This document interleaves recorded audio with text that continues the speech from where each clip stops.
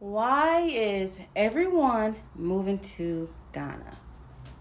For starters, the president invited everyone. 2019, he had the year of return. The year of the return. Basically, calling everyone from the diaspora back to Africa, back to Ghana. And there was a lot of festivals. It was a very big thing. So I couldn't make it that year because I lost my brother and I needed to be home with my family and not out of the country.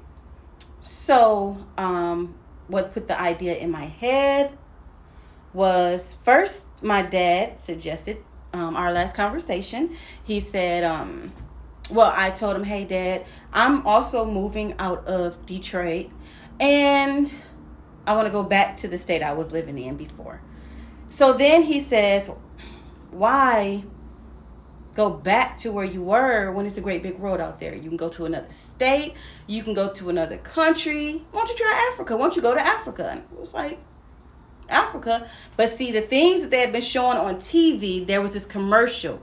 Now, if you grew up black and you were up late at night, those commercials were always on our TV stations.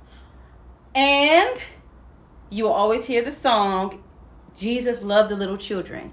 And it had kids that had flies all over them, malnutrition, and there was a white man and he's walking around like, yeah, 1 cent a day will take care of 28 kids. Like he was for real. Like he was for real saying that. That was the biggest scam of the century. Now granted, there might be some less fortunate individuals, but he was showing the worst parts of Africa. And then, so yeah, that was one thing that we knew, like when someone says Africa, there were things that's being put out on TV and the media. So this is all we saw was like negative things. So when my dad said that, I was like, I don't know if I want to go to Africa.